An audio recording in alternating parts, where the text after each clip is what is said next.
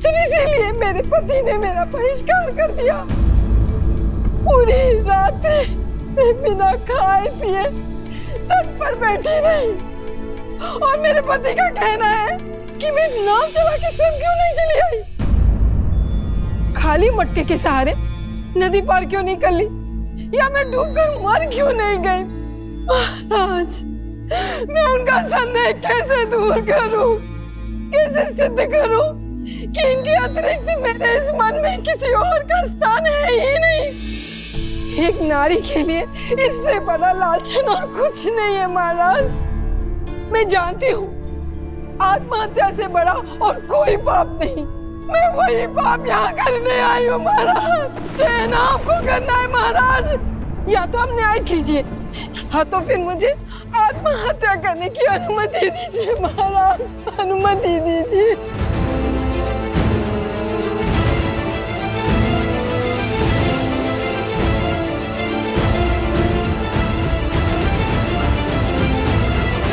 भैया, हमें इसी क्षण जाकर उस वस्त्रक को दंड देना चाहिए और यदि आवश्यकता पड़ी तो पूरे समाज को दंडित करना चाहिए। भरत,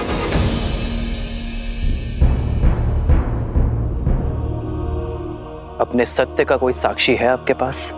हाँ महाराज, है एक साक्षी। वो नाविक जो मेरे साथ रात को उस पार बैठा हुआ था, वो भी जल स्तर उतरने की प्रतीक्षा कर रहा था और प्रातः काल जब सब लोग जा रहे थे उन सब ने देखा था कि हम दूर दूर बैठे थे।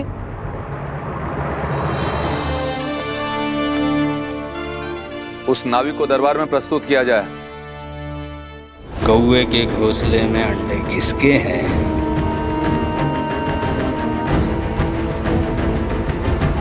किसने बोला? बोलो, किसने बोला? तुम्हारे मंत्रियों और अधिकारियों में लोभ और लालच भर दूंगा। प्रजा के मन में अविश्वास और संघर्ष का बीज बो दूंगा।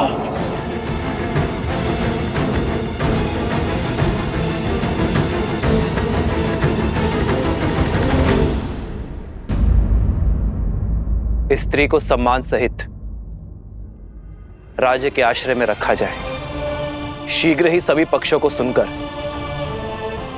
निर्णय लिया जाएगा। स्त्री के पति का पक्ष जानना आवश्यक है। इसमें प्रमाण की क्या आवश्यकता?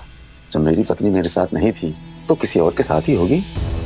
कुलीन घराने की स्त्रियां यूं वन बिहार में अकेले नहीं घुमा करती, और वो भी इतनी रात्रि में।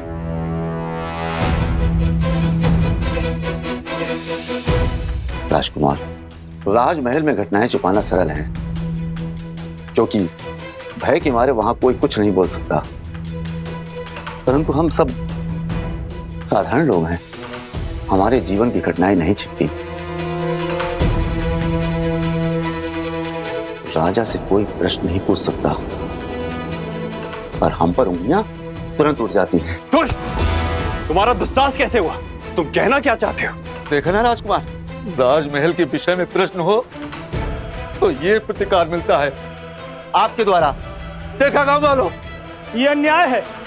उचित अनुचित का निर्णय राजा करते हैं, कोई और नहीं। छोड़िए, प्राण निकल जाएंगे। ये कैसा न्याय है? राजकुमार छोड़ दीजिए।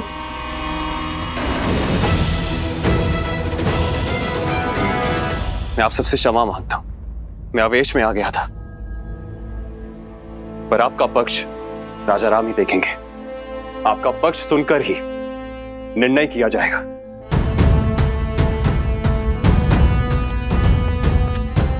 बात इतनी बढ़ गई है, अब महाराज ही न्याय करेंगे। सारी अयोध्या की मति कैसे भ्रष्ट हो सकती है?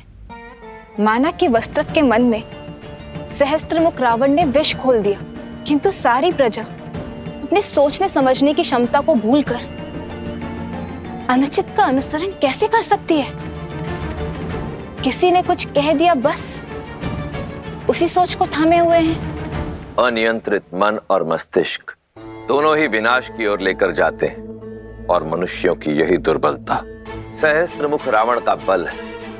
किसी भी मत या विचार को सत्य मानने से पूर्व अपने बड़ों या गुरुजनों से उसके औचित्य का प्रमाण अवश्य लेना चाहिए, परंतु लोग अपने भीतर विद्यमान अहंकार की बेड़ियों के रहते ऐसा नहीं कर पाते और अपने अपने तथ्यों को सत्य मान अपने अपने निष्कर्ष निकाल बैठते। कुछ ऐसा ही हो रहा है अयोध्या की प्रजा के साथ। अब सियाराम का अगला युद्ध इसी सोच के विरुद्ध होगा। ये द्वंद्व ही है उनके जीवन का अगला पड़ाव।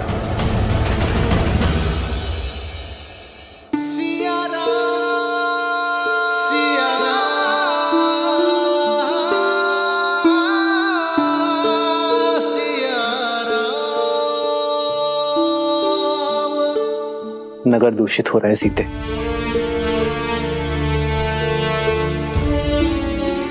आज एक स्त्री को उसके पति ने केवल इसलिए घर से निकाल दिया क्योंकि उसे उसके चरित्र पर संदेह था, क्योंकि किसी संकट के कारण उसे एक रात्रि घर से बाहर रहना पड़ा।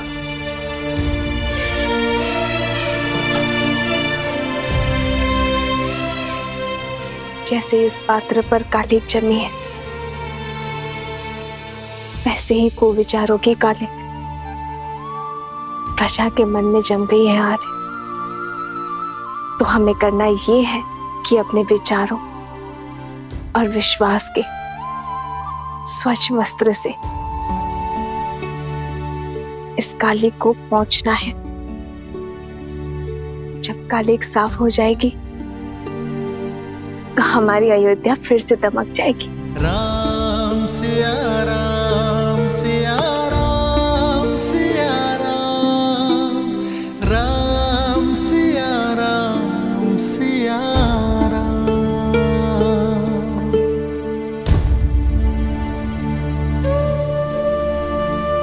अयोध्या हमारी है आर्य, ये नगर हमारा है आर्य। यदि यहाँ कोई समस्या है तो ये हमारा कर्तव्य है कि हम हर गली में जाकर प्रजा की स्थिति देखें।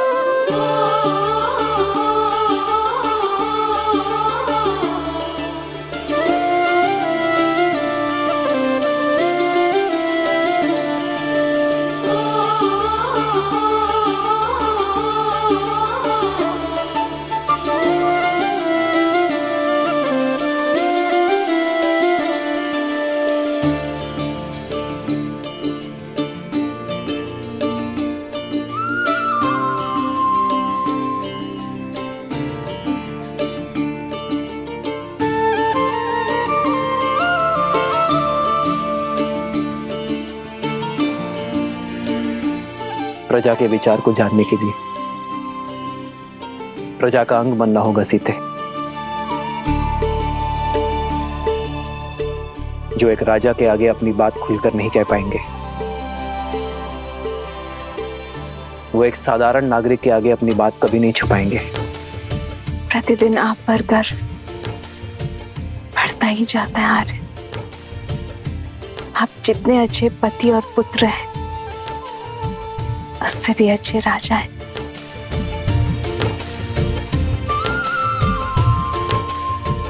डर तो मुझे अपनी पत्नी पर है सीते, जो हर विपरीत परिस्थिति में भी एक ढाल बनकर मेरे साथ खड़ी रहती है। जन्म जन्म का है ये संगम, राम रतन सीता वैभव धन। एक है पौरुष एक समर्पण, एक है रूप तो दूजा दर्पण। राम है लोचन सीता दृष्टि, राम है बादल सीता वृष्टि। राम सिया राम सिया राम सिया राम,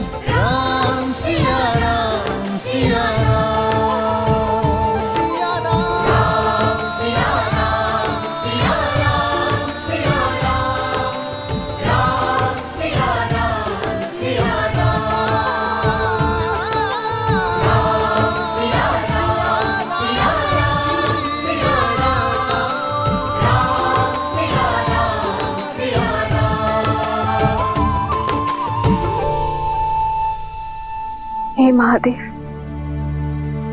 श्री राम को इस युद्ध में विजय देना, अयोध्या को हर संकट से बचाना।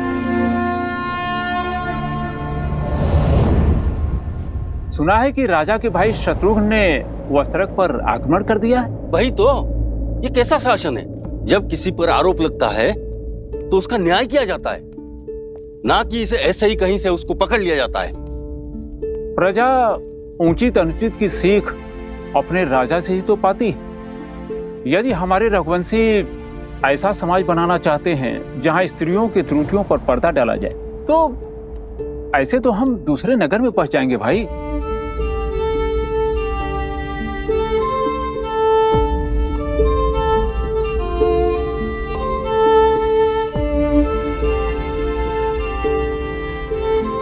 भैया, ये लौकी और कुछ शाक दे देना।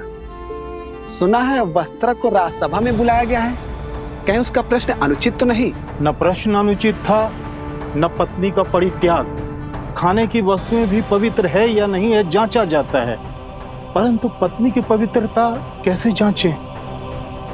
पवित्रता का प्रमाण तो खोजना होगा, अन्यथा हम अपनी पत्नी पर संदेह करेंगे और उनसे प्रश्न करेंगे और हमारे भले पूरे परिवार नष्ट हो जाएंगे। जब राज परिवार ने स्वयं ही अनुचित उदाहरण प्रस्तुत कर दिया है तो कोई क्या करे? ये लीजिए भैया।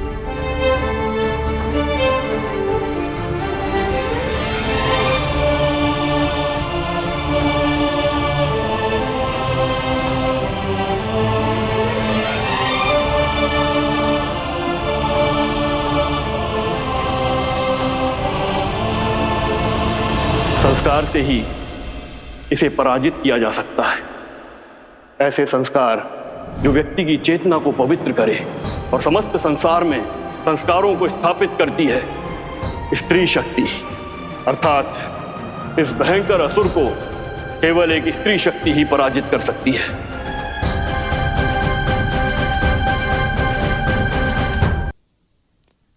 पुंसावन संस्कार तो मंगल पूर्वक संपन्न हो गया। अब सीमांतोन्नयन की सज्जा प्रारंभ करनी है।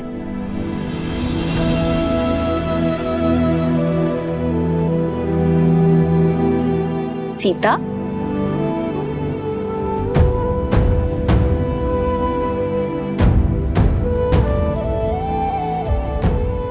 पुत्री, अभी तक जाग रही हो? स्वास्थ्य तो ठीक है ना? आओ, बैठो बैठो। घबराहट हो रही है? चल पियो। मैं ठीक हूँ माता, बस श्री राम की प्रतीक्षा कर रही थी। आपके कक्ष में प्रकाश देखा तो यहाँ आ गई। आप अभी तक सोए नहीं? तुम्हारी नींद पति ने उड़ाई है और हमारी हमारे पुत्र ने। नींद ही क्या, दादी बनने के आनंद ने भूख और प्यास सब ले लिया है।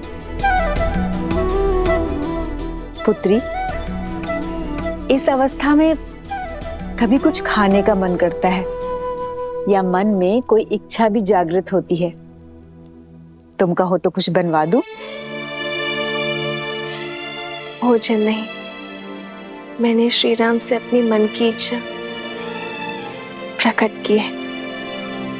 मैं कुछ समय के लिए वन में रहना चाहती हूँ, किसी महान ऋषि के सानिध्य में ज्ञान प्राप्त करना चाहती हूँ। और श्री राम ने वचन दिया है कि वो मेरी इच्छा अवश्य पूरी करेंगे। उत्तम विचार है पुत्री। गर्भ अवस्था में गर्भ में जो संस्कार देते हैं उसी से उसका चरित्र और भविष्य निश्चित होता है। माता की दशा ही संतान में संस्कार देती है। पर दीदी, आश्रम का जीवन कष्टदायी होता है और इस अवस्था में विश्राम करना महत्वपूर्ण है। जीवन भर महलों के सुखों ने मुझे वो नहीं सिखाया जो 14 वर्षों के वनवास ने मुझे सिखा दी। आपकी सीता हर स्थिति में, हर परिस्थिति के अनुरूप ढलने में सक्षम है।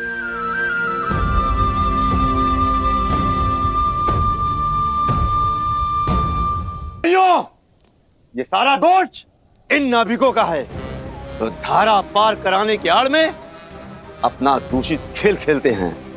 इसीलिए मैंने तो अपनी पत्नी को घर से बाहर निकाल दिया।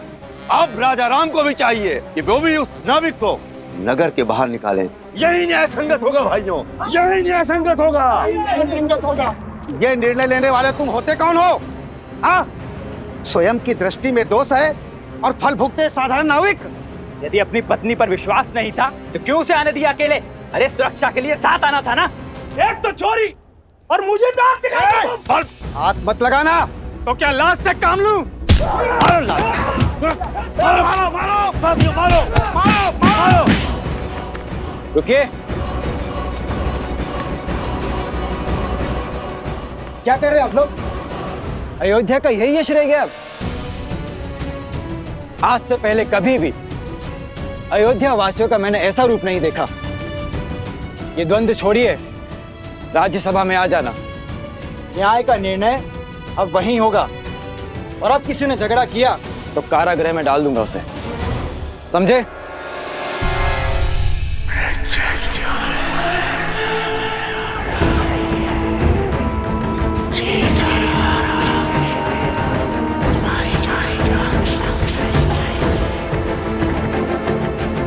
कल का दिन में राज्य के लिए बहुत कठिन होगा। मुझे एक कठिन और कटु निर्णय लेना होगा। कभी भी झलक जाते हैं।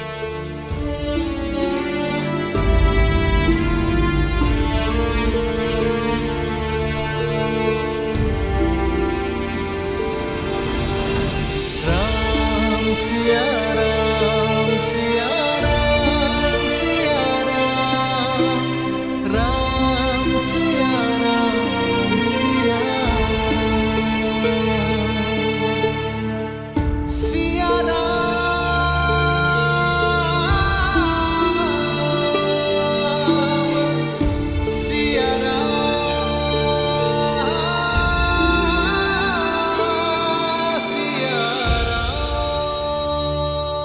ये प्रेम और आशा का दीप है जो ना कभी बुझेगा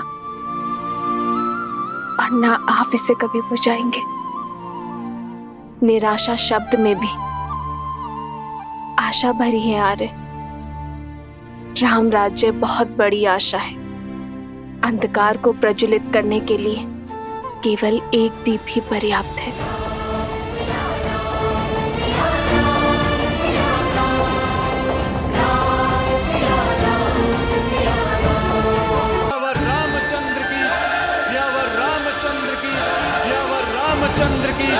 सियावर रामचंद्र की, सियावर रामचंद्र की, सियावर रामचंद्र की। जानते हो यहाँ क्यों उपस्थित हो? क्षमा प्रभु, परंतु मैं भी यही समझने का प्रयास कर रहा हूँ कि मुझे यहाँ क्यों बुलाया गया। न्याय के लिए। दरबार में याचक और जाचक दोनों को न्याय के लिए बुलाया जाता है। ना ही मैंने कोई याचना की है और ना ही मैं कुछ जाचक हूँ।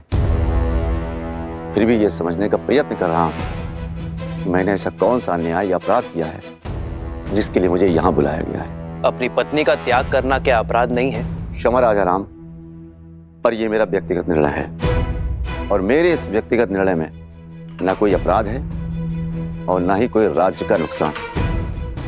मेरे इस व्यक्तिगत मामले को दरबार में क्यों संबोधा जा रहा है? क्या आपके राज्य में स्वतंत्रता नहीं है व्यक्ति को अपने अपने निर्णय लेने के लिए? उद्दंडी वस्त्रक। लक्ष्मण,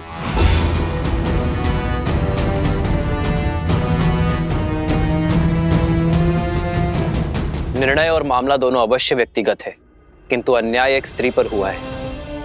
उसने अपनी व्यक्तिगत स्वतंत्रता का उपयोग कर सहायता और अन्याय का निवारण मांगा है, और यह अवश्य ही राज्य के क्षेत्र में आता है। वस्त्रक, न्याय करना एक राजा का परम धर्म है और इसी कारणवश तुम्हें यहाँ बुलाया गया है। तो न्याय अवश्य होना चाहिए राजा राम, परंतु आशा करता हूं कि याचक एक स्त्री है और आप पक्षपात बिल्कुल नहीं करेंगे उस याचक पर जो एक पुरुष है। मौन हो जाओ वस्त्रक, अन्यथा यहीं तुम्हारी जिह्वा काट दूंगा मैं।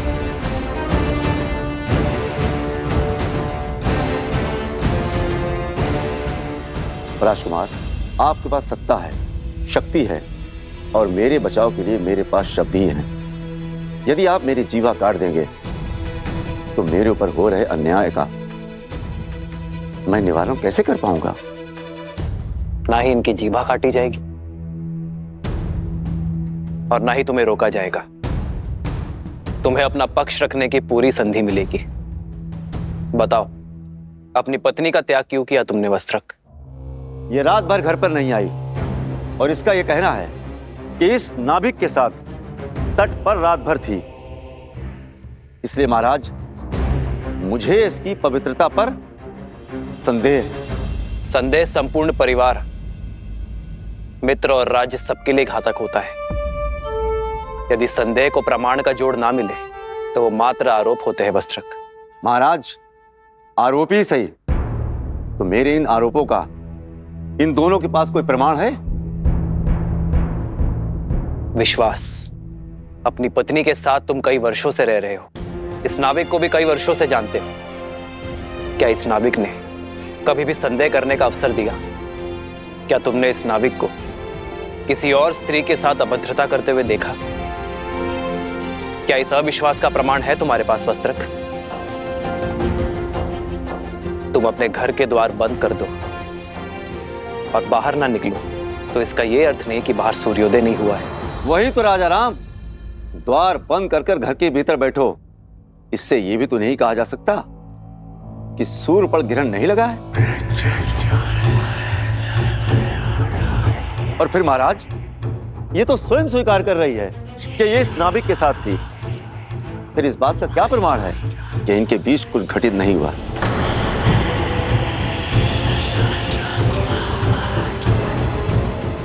और महाराज, सिर्फ बात मेरी नहीं है, मैं अपनी पत्नी पर विश्वास कर भी लूं, मित्र पर भी विश्वास कर लूं। यदि तुम अपनी पत्नी पर विश्वास करते हो तो समस्या क्या है वस्त्रक? समाज का क्या?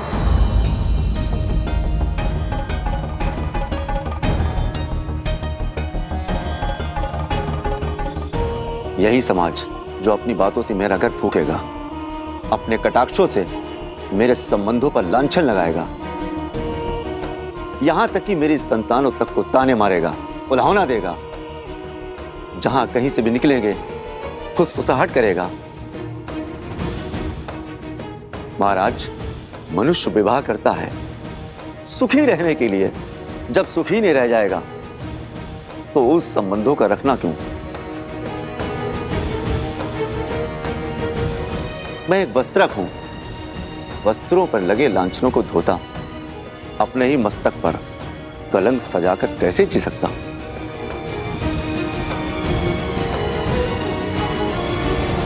जिसे तुम कलंक का नाम कह रहे हो वो मात्र भ्रम भी तो हो सकता है वस्त्रक। कैसा भ्रम राजा राम?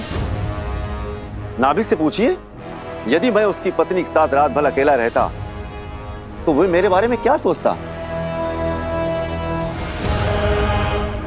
पूछिए मेरी पत्नी से, यदि मैं पर स्त्री के साथ रात भर बाहर बिताकर आता तो क्या मेरी पत्नी मुझ पर विश्वास करती? पूछिए इन सभाजनों से, यदि उनकी पत्नियां रात भर किसी और के साथ रहती क्या वे स्वीकार करते? यदि ये स्वीकार भी कर लेते तो क्या ये समाज तभी आवाज में बात नहीं करते, कलंकित नहीं करते?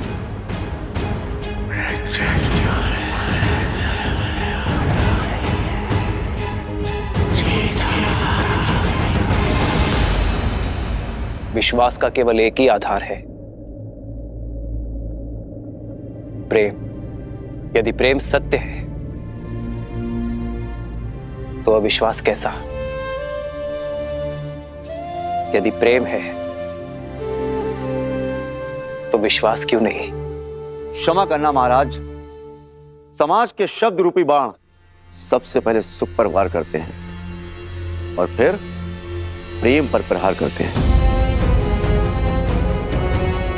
मैं किसी उच्च पद पर विराजमान नहीं हूं और ना ही कोई बड़ा सेठ हूं जिससे लोग भय से या सम्मान से चुप रहेंगे।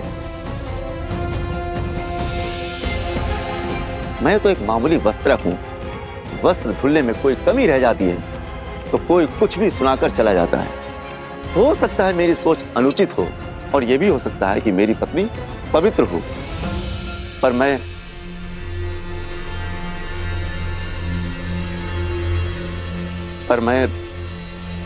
निडर होकर कहो वस्त्रक।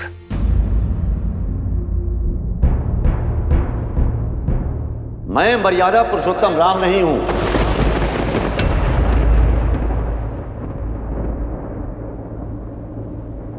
मेरा जन्म दिव्य प्रसाद से नहीं हुआ। मैं ऐसी स्त्री को नहीं अपनाऊंगा जो किसी अन्य पुरुष के साथ रहकर आई हो।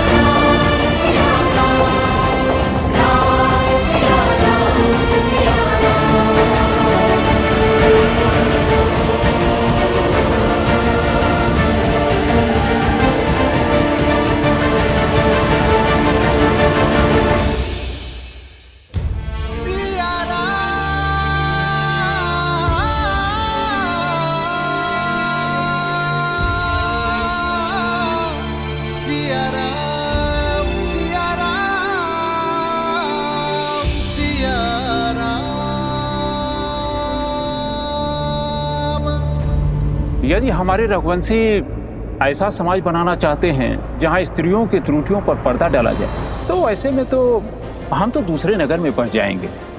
जब राज परिवार ने स्वयं ही अनुचित उदाहरण प्रस्तुत कर दिया है तो कोई क्या करे। मैं एक वस्त्रक हूं। वस्त्रों पर लगे लांछनों को धोता अपने ही मस्तक पर कलंक सजाकर कैसे जी सकता हूं? पूछिए इन सभाजनों से, यदि उनकी पत्नियां रात भर किसी और के साथ रहती क्या वे स्वीकार करती? मैं मर्यादा पुरुषोत्तम राम नहीं हूं। मेरा जन्म दिव्य प्रसाद में नहीं हुआ है। मैं ऐसी स्त्री को नहीं अपनाऊंगा जो किसी अन्य पुरुष के साथ रहकर आई हो।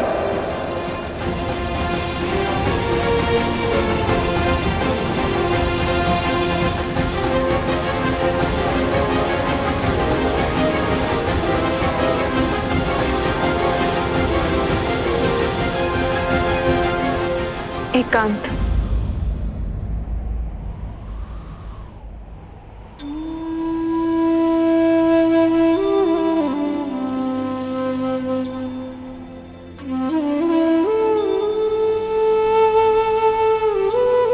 चरित्र का प्रमाण जो लंका में दिया, क्या वो अयोध्या में भी देना होगा? आर्य अग्नि परीक्षा।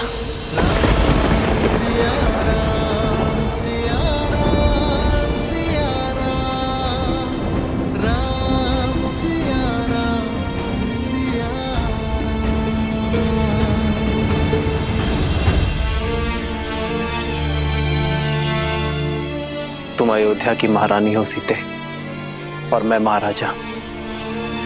प्रजा राजा के पद चिन्हों पर चलती है।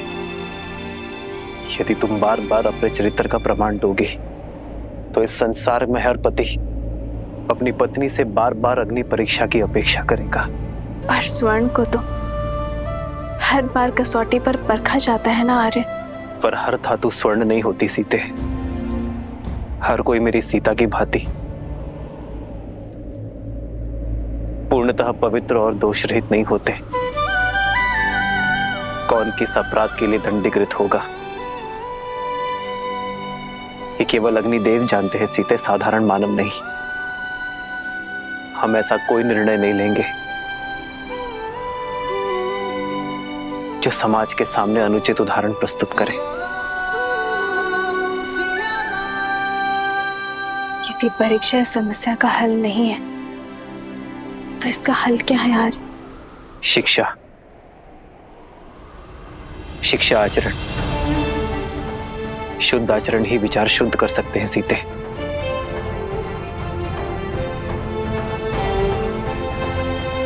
मैं नहीं जानता सीते कि अपने समाज को कैसे शिक्षित करूं, कैसे अपनी प्रजा के मन में उठ रहे प्रश्नों को रोको। वो प्रश्न जो उनके नेत्रों में दिखते हैं जब वो मुझे देखते हैं। तनिक सोच यार, जब तक मैंने स्वर्ण मृग नहीं देखा था तब तक मुझे उसके पाने की इच्छा नहीं थी। अर्थात जो नेत्रों को दिखता है वही मन को विचलित करता है आदि, और जो नहीं दिखता उसके विचार भी नहीं आते और उस पर प्रश्न भी नहीं उठते।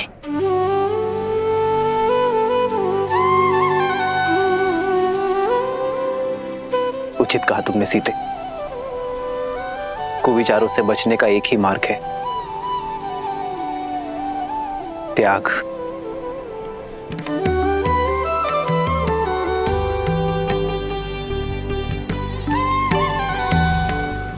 हम दोनों अपने राज्य का परित्याग कर देंगे तो ना ही कोई प्रश्न उठेंगे और ना ही कोई उत्तर की अपेक्षा करेंगे।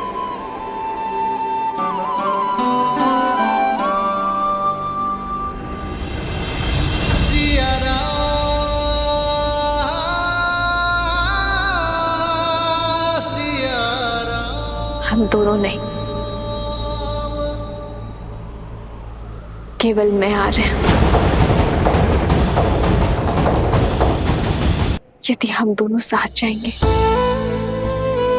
तो वो त्याग नहीं, समस्या से भागना होगा आर्य। और रघुवंशी कभी समस्या से नहीं भागते। सीते, आर्य, जिस क्षण महाराजा राम महारानी सीता को त्यागेंगे उसी क्षण अयोध्या के सब दुख मिट जाएंगे, आपकी हर समस्या टल जाएगी। आज नहीं, कदापि नहीं सीते, कदापि नहीं। राम सीता का त्याग नहीं कर सकता। किंतु राम सीता का त्याग नहीं कर रहा है। महाराजा राम को महारानी का त्याग करना होगा।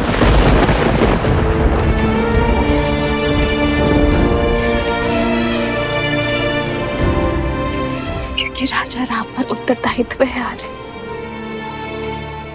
रघुकुल की विरासत,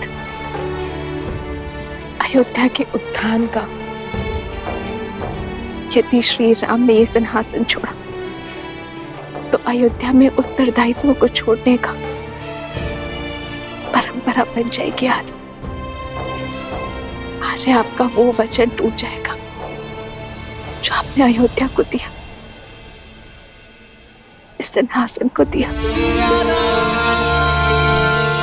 और अपने पूर्वजों को दिया।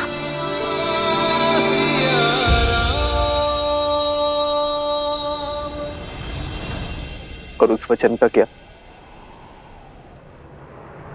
जो हमने एक दूसरे को दिए कि हर सुख में हर पीड़ा में एक दूसरे का साथ देंगे, साथ में हर समस्या का समाधान भी निकालेंगे। अब आप केवल राजा ही नहीं,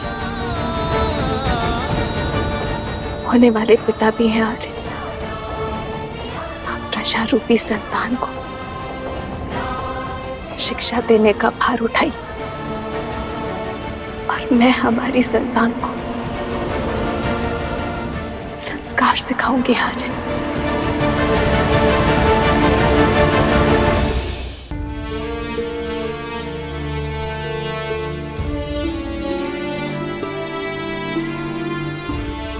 एक बार शांत मन से सोचिए, जो समाज, जो प्रजा मुझ पर,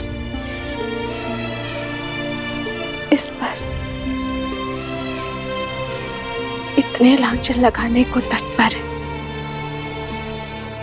समाज के बीच हम उसे संस्कार कैसे दे पाएंगे आदर? यही पिता धर्म की पुकार भी है, यही राजा कर्म की ललकार भी है। हमें ये त्याग करना होगा। कैसे करे भाव पार ये राम, राम सिया राम सिया राम।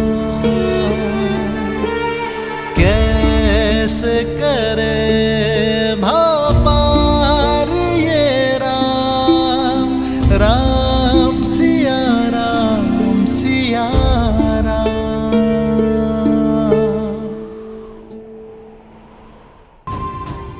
जब हमारी संतान के लिए यहाँ आना शुभ होगा, जब राम राज्य एक बार फिर राम सीता को साथ देखेगा, प्रारब्ध के लिखे इस वियोग को हम प्रयास से एक बार फिर संयोग में बदल देंगे। रूठे से लगते सांसों के धागे, भीगे ये नैना सोए न जागे। तन से प्राण विलग हों जैसे सिया से राम अलग हों कैसे। सिया राम सिया राम सिया राम सिया राम सिया राम।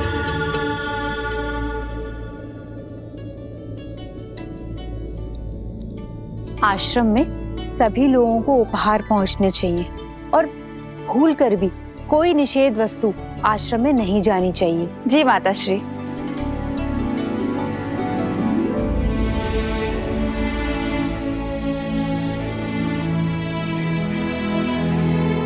दीदी दीदी आप आ गए। अब आप आ गए हैं तो एक दृष्टि डाल लीजिए, सब उचित है ना। देखिए मैंने फल यहाँ पे रखे हैं और आपके वस्त्र यहाँ अलग से रख दिए हैं। महारानी ये वस्त्र सज्ज हैं।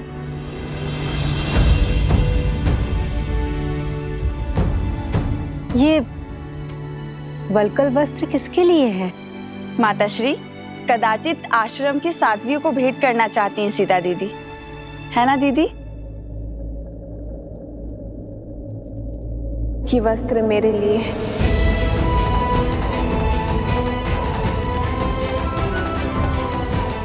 वस्त्रों का मानो स्थिति पर बड़ा प्रभाव पड़ता है ना। आश्रम जा रही हूं तो वस्त्र भी सात्विक होना चाहिए।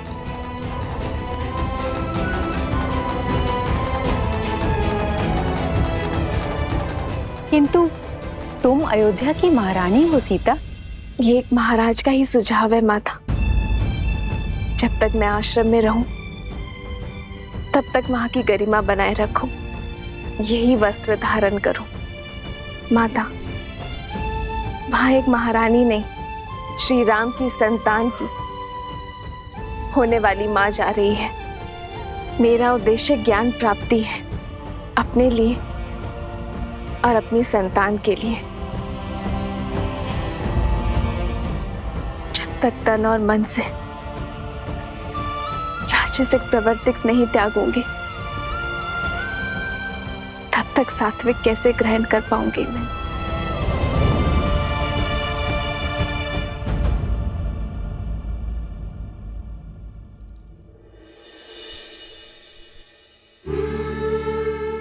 वर्षों तक श्री राम के साथ एक साध्वी की भांति इन वस्त्रों में बिताए हैं मैंने। इन वस्त्रों से अधिक अच्छा कुछ और नहीं लगता।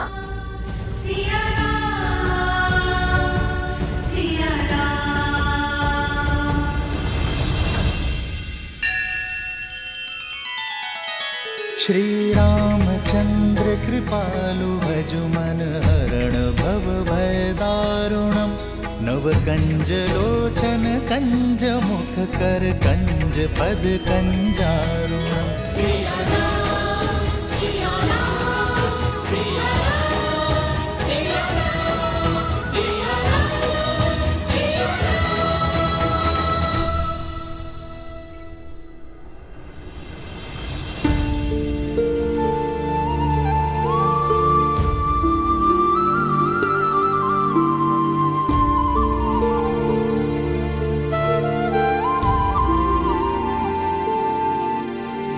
राम सिया राम सिया राम सिया राम।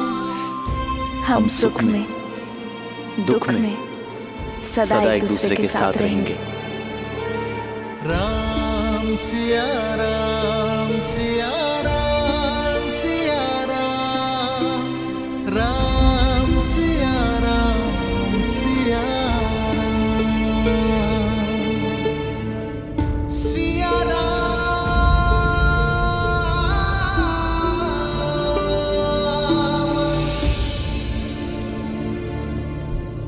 आपने स्मरण किया भैया।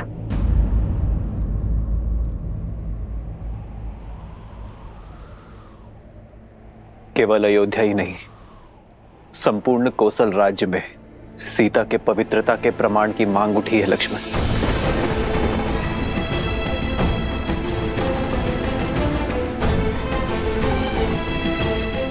तो ऐसी मांग करने वाली जीवा को काट कर लाने की आज्ञा दीजिए भैया।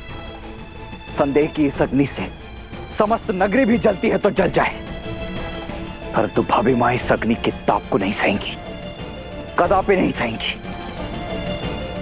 दोबारा भाभी मां कोई परीक्षा नहीं देंगी।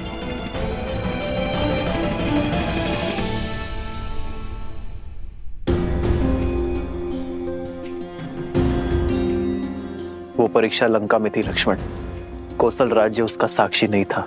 भैया यदि कोई साक्षी नहीं था तो ना सही, परंतु इसका अर्थ यह नहीं कि हमारी भाभी मां संसार की हर स्त्री हर पुरुष के लिए अपनी पवित्रता का प्रमाण देती रहे। प्रजा राजा की संतान की भांति होती है भरत, माता पिता की भांति। एक राजा को राज परिवार के लिए बलिदान देना पड़ता है, इसलिए किसी भी परीक्षण के प्रमाण की अपेक्षा प्रजा से की जाती है, तो राजा और राज परिवार से नहीं। यदि ऐसा है भैया तो केवल भाभी मां ही नहीं, हम सब भी इस अग्नि में प्रवेश करेंगे और अपनी शुद्धता का प्रमाण देंगे। अग्नि प्रवेश नहीं होगा भरत, क्योंकि राज परिवार का कर्म परंपरा बन जाती है। यदि ऐसा हुआ तो भावों में लिया गया निर्णय नियम बन जाएगा, और यह निर्णय न्याय और दंड का आधार बनेगा।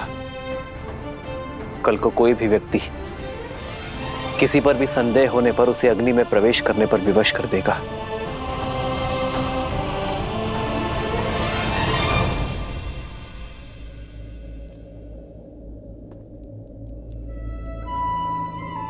मेरा हृदय बैठा जा रहा है भैया। आपके मन में क्या चल रहा है?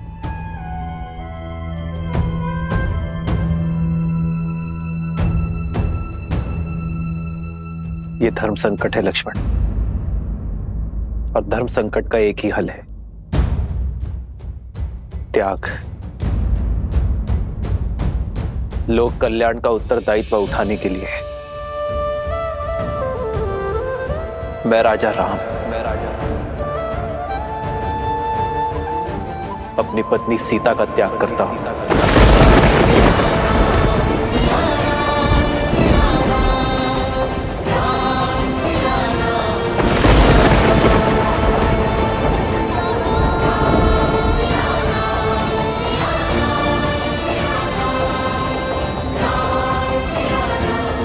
लक्ष्मण, तुम आज ही रात्रि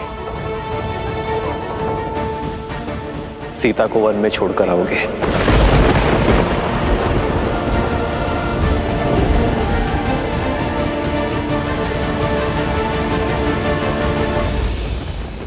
नहीं, ऐसा नहीं हो सकता भैया। भैया 14 वर्षों के वनवास के पश्चात आप भाभी को जीवन भर का वनवास मत दीजिए। हाँ भैया, कोई और उपाय ढूंढिए, कोई और मार्ग खोजिए भैया। भैया यदि हमारी भाभी का स्थान अयोध्या में नहीं तो हम भी अपनी पत्नियों का त्याग करते हैं। नहीं, उन पर आरोप नहीं लगे हैं, उन पर किसी को कोई संदेह नहीं है। भले मेरे प्राण ले लीजिए भैया, परंतु मुझसे ये कार्य नहीं हो पाएगा।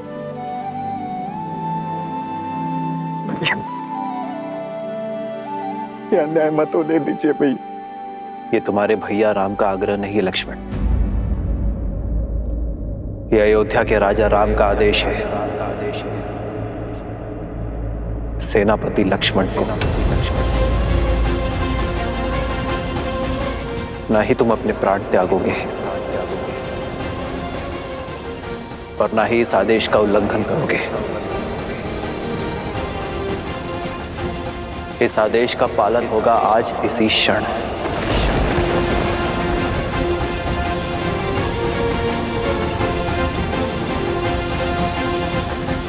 ऐसा मत करिए भैया, मत करिए भैया, कोई और उपाय देख लीजिए, कोई और ऐसा मत करिए।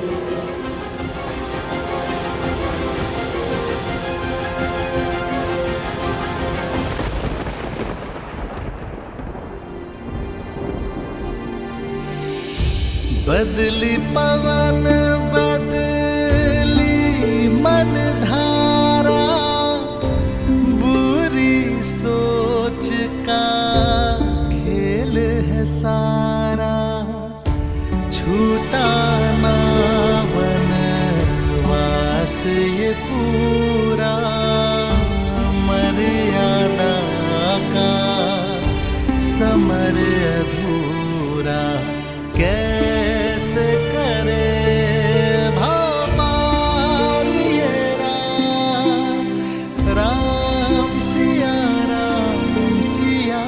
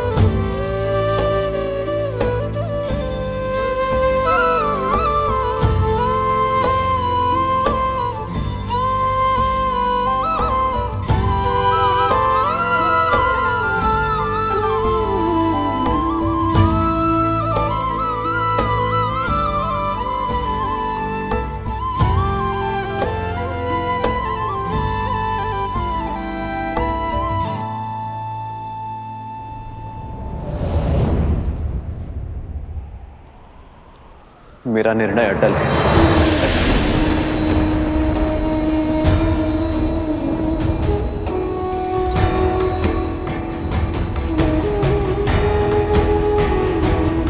एकांत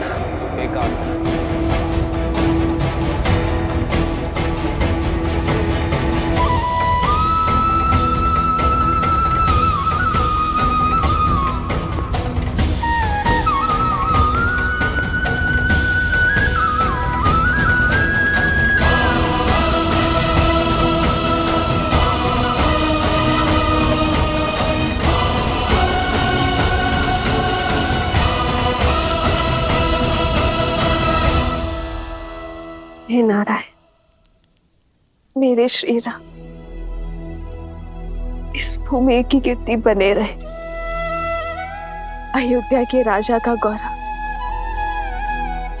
चारों लोकों में जगमगाए, मर्यादा की स्थापना के समर्पण में उनका संबल बनना प्रभु।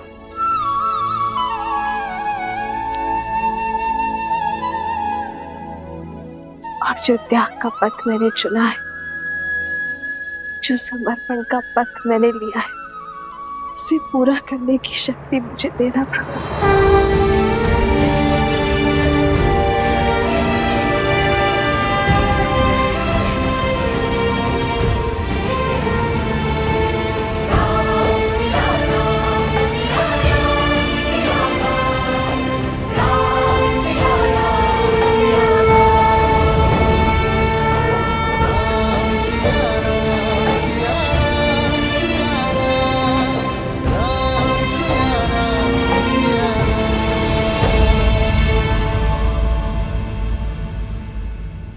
माता,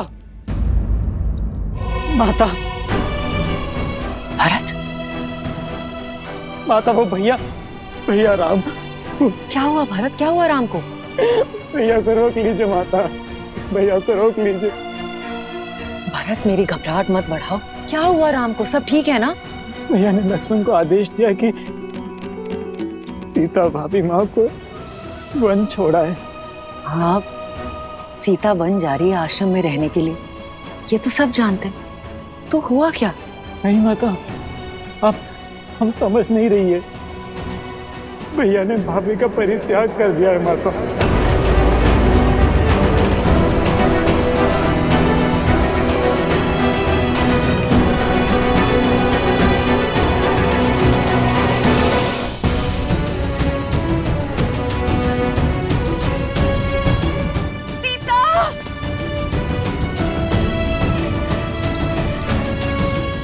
आर्य,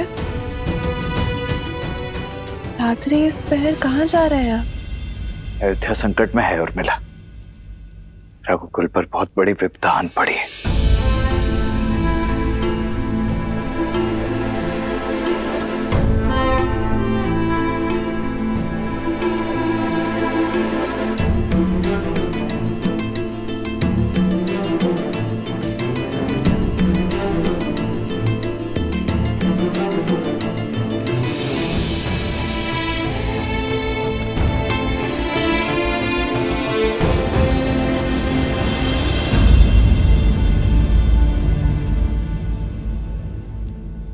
प्रार्थना करना कि मैं इस रायण में असफल हो जाऊं और मिले। हुआ क्या है आर्य? आप किससे युद्ध करने जा रहे हैं?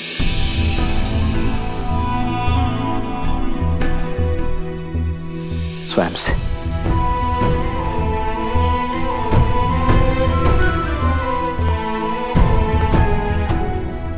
राजा राम ने अपने सेनापति को जो कार्य सौंपा है, वो 100 रावण और मेघनाद का वध करने से भी अधिक कठिन है।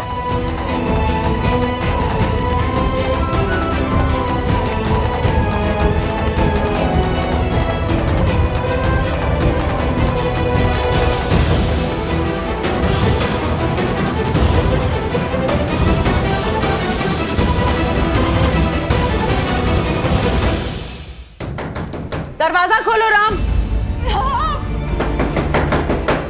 राम, द्वार खोलो राम, द्वार खोलो राम। राम, राम, हमसे बात करो राम, अपनी माताओं के सामने आओ। मुझसे हुई भूल मत दोहराओ राम, अपने मंच का विचार करो, अपने हृदय का विचार करो राम। सीता के प्रेम और समर्पण का विचार करो राम। राम, द्वार खोलो पुत्र। प्रजा के लिए कर रहे हो ना पुत्र, प्रजा के लिए। हम सारा दंड हम तीनों माताएं भोगने को तैयार है पुत्र। हमारे सारे पुण्य हम सीता को दे देंगे, उसके ऊपर लगा सारा लांछन मिटा देंगे, उसके लिए समाधि ले लेंगे। हमारे प्राण जाने के बाद प्रजा को संतोष तो मिलेगा ना पुत्र।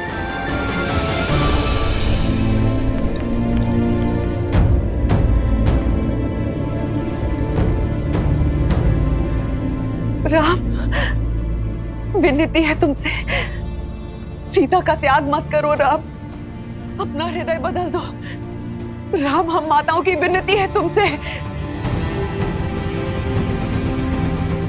द्वार खोलो राम, पुत्र द्वार खोलो। सेनापति लक्ष्मण महाराज के आदेश का पालन करने के लिए उपस्थित है अयोध्या नरेश। महारानी सीता को वन में छोड़कर आने के लिए प्रस्थान करने की अनुमति दीजिए महाराज।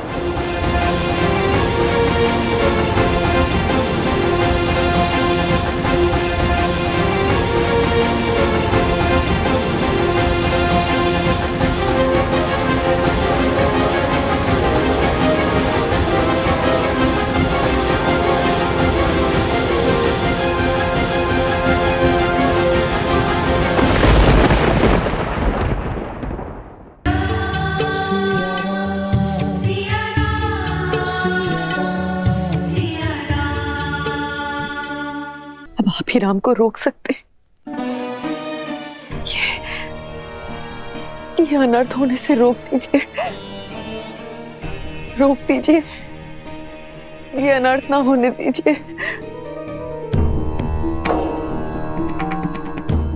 ये कटु सत्य सुनकर भी आपकी आंखें क्यों बंद हैं? ये अनर्थ होने से रोक दीजिए राजगुरु, रोक दीजिए ये अनर्थ।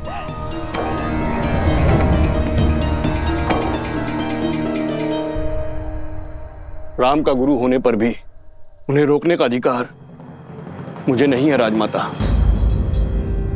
क्योंकि यह निर्णय अयोध्या नरेश का है, जिनका हर आदेश पति धर्म से बढ़कर पिता के धर्म पर आधारित है। राजा के लिए प्रजा संतान के समान होती है और यह त्याग संतान के लिए है। समय कठिन है,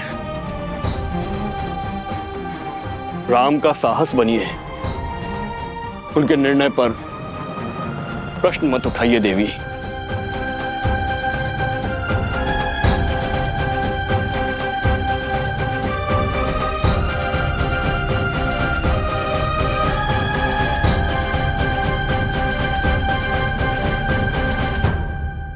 वर्षों पहले जो वचन मैंने मांगे थे, स्वार्थ की जो पराकाष्ठा मैंने रची थी, इस पीड़ा का दंश मुझे भोगना चाहिए, मेरी सीता को नहीं, मेरी सीता को नहीं। भूलिए मत महारानी, राम ने क्या कहा था, आप केवल निमित्त मात्र थी। ये सारा खेल नियति का खेला गया था। हम सब संसार में अपने अपने पात्र निभा रहे हैं और समर्पण तो बहती नदी के समान होता है। वो सुगम मार्ग नहीं, उचित मार्ग चुनता है, फिर चाहे वो कितना भी कठिन क्यों ना हो। राम और सीता को भी यह कष्ट सहन करना होगा।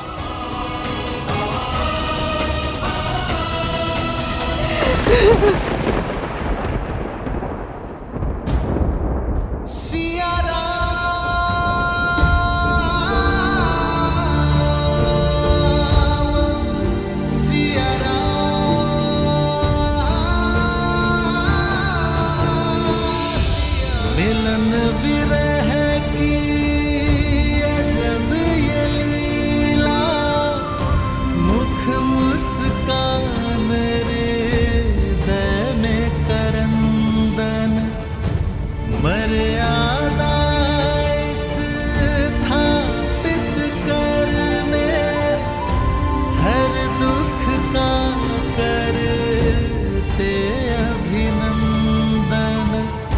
सिया जाती वन छोड़ के घर को, नर अवतार ले तार नर को, करते त्याग देते बलिदान, लक्ष्मी सिया नारायण राम। मैं सदा आपके और अपने परिवार का पोषण और कल्याण में रत रहने का वचन देता हूं। जीवन के हर निर्णय में मैं आपका परामर्श लूंगा। यदि कभी आपके धर्म पर या आप पर कोई संकट आया, आपकी रक्षा के लिए मैं अपने प्राण देने से पीछे नहीं हटूंगी। सीते, सीते।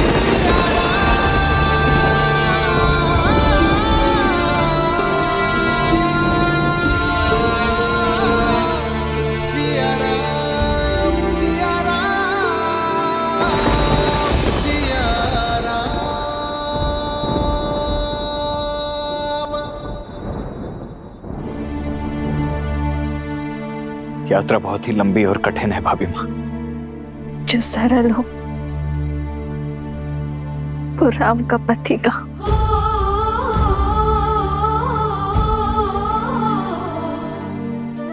हे प्रभु, मेरे श्री राम को शक्ति देना।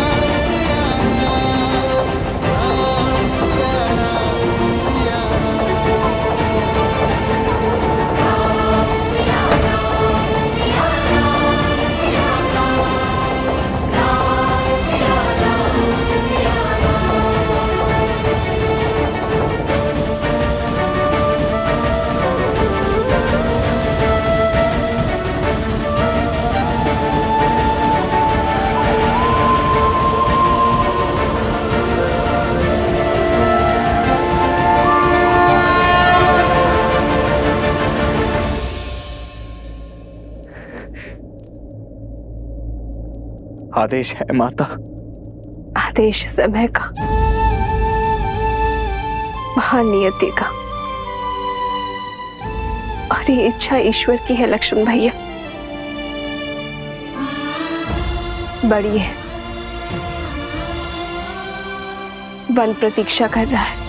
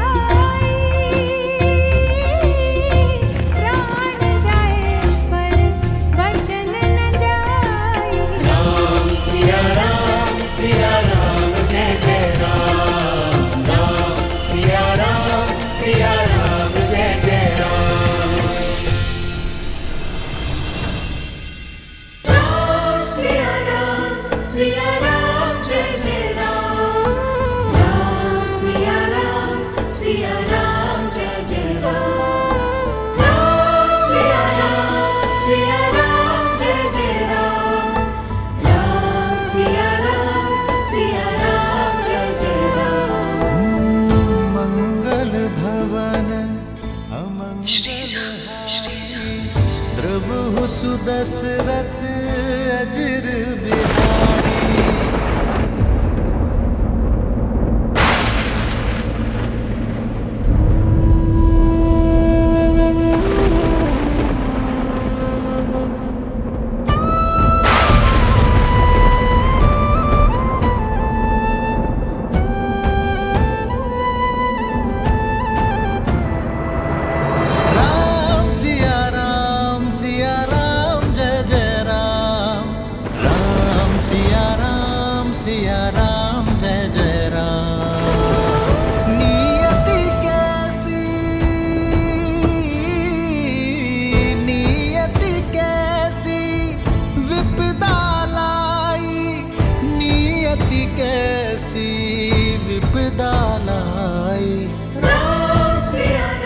सीते सीते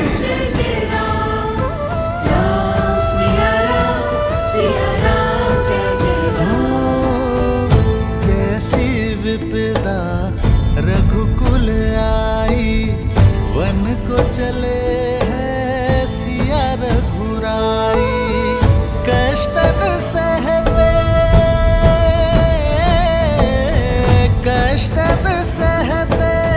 श्री रघुराई, कष्टन सहते श्री रघुराई। एक यही मार्ग है आर्य, आप मेरा त्याग कर दीजिए। नहीं सीते, यह असंभव है सीते, ये असंभव है। त्याग संपत्ति का किया जाता है और पृथ्वी कोई संपत्ति नहीं है सीते। व्यक्ति अपने अंग काट कर उनका भी अर्पण कर देता है।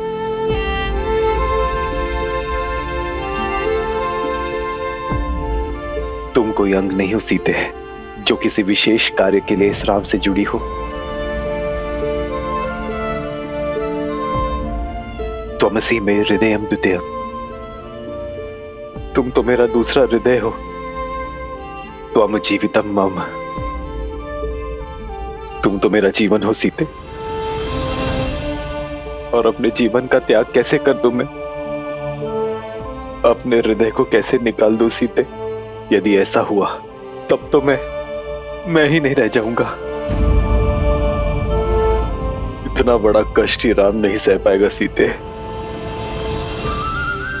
तुम्हारा राम इतना बड़ा कष्ट नहीं सह पाएगा। केवल मेरे श्री राम ही कर पाएंगे। मेरे श्री राम अपने हृदय में शूल घोंपकर उस रक्त से शांति और आदर्श का पुष्प केवल मेरे श्री राम ही खिला सकते हैं। अपने जीवन का त्याग करके जीवन की परिभाषा केवल मेरे श्री राम ही सिखा सकते हैं। साधारण मनुष्य तो भावनाओं के भावर में फंसते हैं आर्य, किंतु मेरे श्री राम उस भावर से निकलकर भावसागर को पार कर सकते हैं। राम मेरे राम मेरे राम मेरे राम, राम सिया राम सिया राम।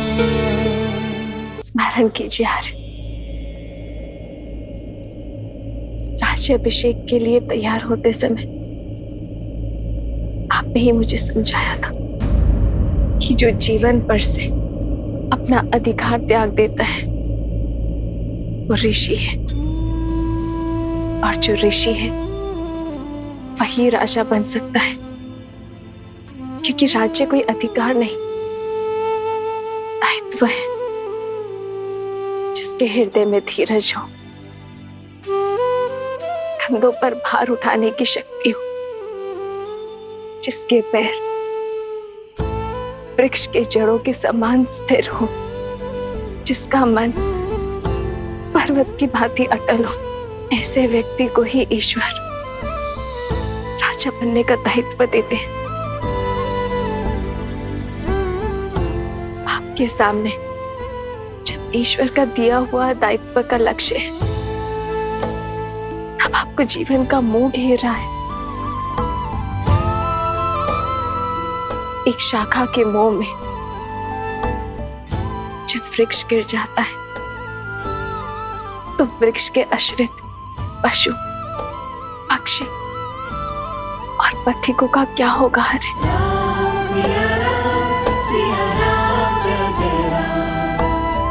इक्ष्वाकु वंश का उत्तराधिकारी ना मोह धरेगा, ना दुख धरेगा। वो तो केवल समाज का कल्याण करेगा।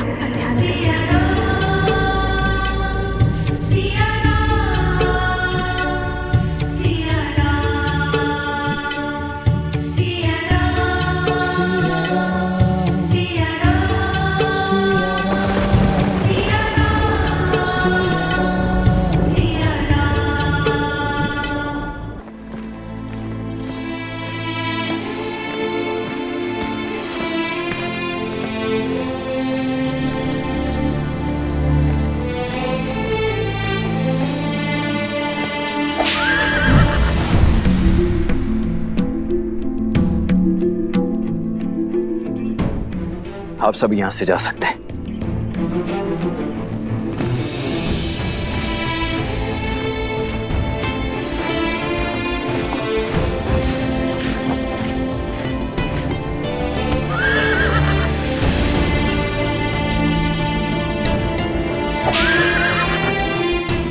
आगे बढ़ो,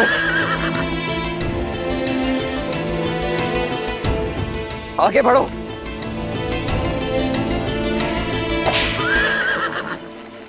ये मेरे अश्व मेरी बात क्यों नहीं मान रहे? बढ़ो आगे। अश्व सारथी के मन को पढ़ लेते लक्ष्मण भैया। वो विचलित है क्योंकि सारथी का मन विचलित है। अपना मन दृढ़ करो सारथी, तो अश्व आपका आदेश अवश्य मानेगा।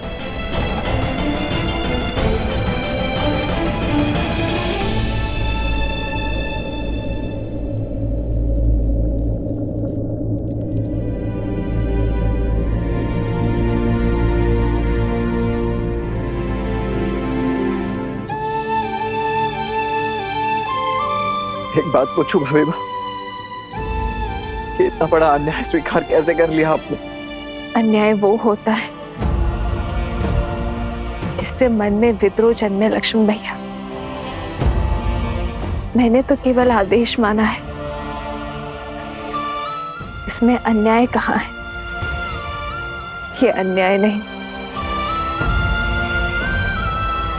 जीवन का अगला अध्याय है जहां मेरी यात्रा अकेले की है। पुराण जीती सुजस सुर गावा, सीता त्याग अनुज प्रभु आवा।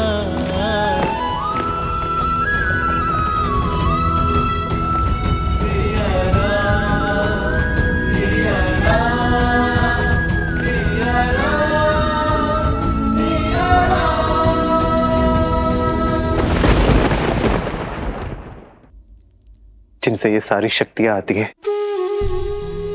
वही परम शक्ति है, परमात्मा सी अटल है। प्रजा के प्रेम और विश्वास के बिना एक राजा अपराधी से अधिक और कुछ नहीं है। तो क्या उस परम शक्ति को त्यागना अपमान नहीं, जिसने सब कुछ दिया? क्या उसे बिना आश्रय छोड़ जाना द्रोह नहीं होगा? जब जनकपुर में आपके पग पड़े थे तब ऋषिया श्री रंगा ऋषि ने कहा था कि आप नए युग का आरंभ है। शत्रुओं का नाश कर प्रजा के आज की रक्षा तो हर प्रतापी राजा करते हैं, किंतु पूजनीय वो होते हैं जो नए समाज का निर्माण करें, प्रजा को उज्जवल कल का उपहार दे। ये संसार आपको युगों युगों तक पूजेगा और आपके कारण मेरी भी आराधना होगी, किंतु केवल तब जब कर्तव्य और सुख के संघर्ष में हम कर्तव्य को चुनेंगे, सुख को त्यागेंगे। राज्य आपका कर्तव्य है आर्य, और सीता आपका सुख।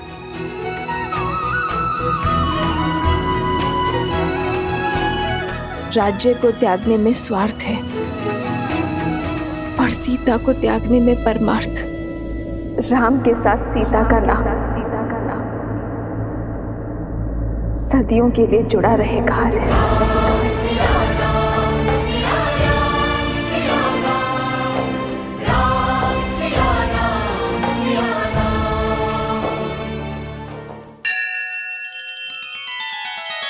श्री रामचंद्र कृपालु भजु मन हरण भव भय दारुणम।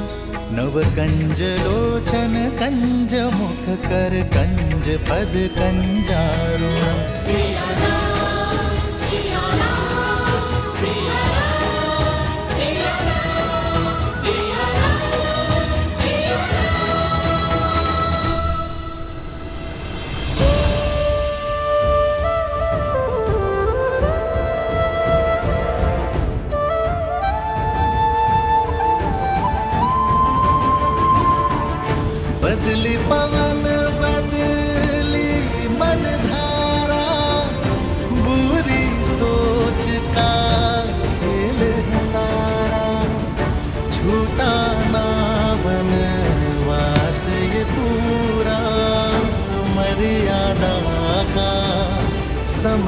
अधूरा कैसे करे हमारी ये राम सिया राम सिया राम सिया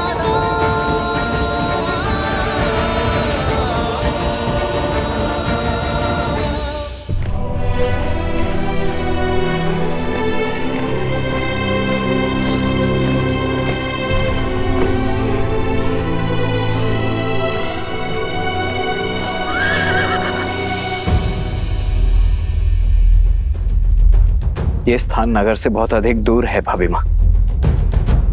क्या मैं यहीं आप... नहीं लक्ष्मण भैया, यहाँ की वनस्पतियां अयोध्या के समान है। यहाँ के स्थल जलवायु में अधिक अंतर नहीं है। आप रथ आगे बढ़ाइए,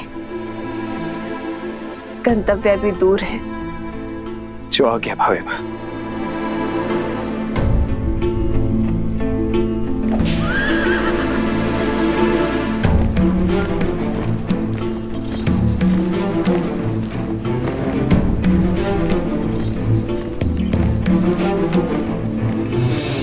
रुक जाइए लक्ष्मण भैया, मेरे लिए यही स्थान सर्वश्रेष्ठ रहेगा।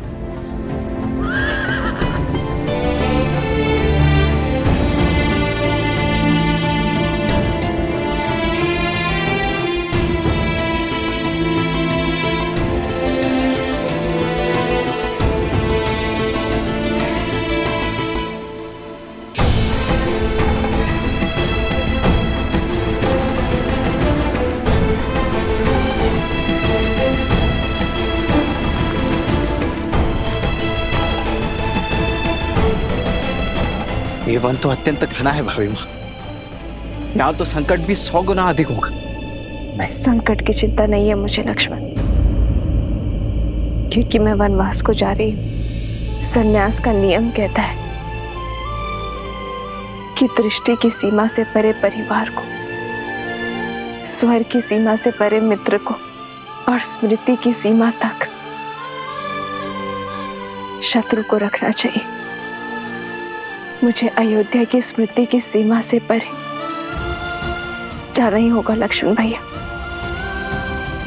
ताकि अयोध्या की प्रजा को राजा राम पर पूरा विश्वास हो जाए।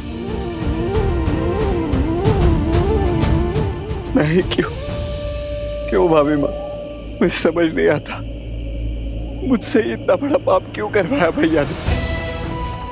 14 वर्षों तक मैं आपके दुखों का साक्षी रहा हूं।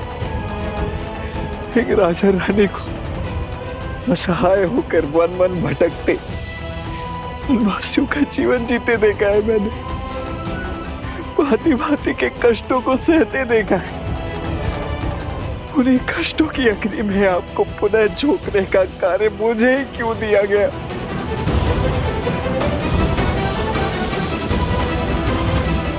मुझे जल मिलेगा लक्ष्मण भैया। जी भाभी माँ।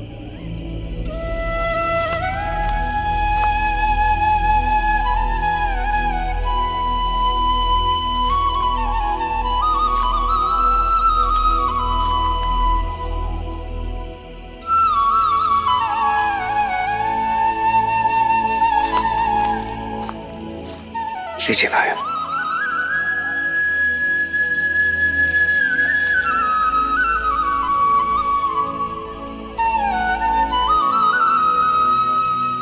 संसार में केवल जल है जो अग्नि को बुझाती है। यही आपके प्रश्न और पीड़ा का उत्तर है।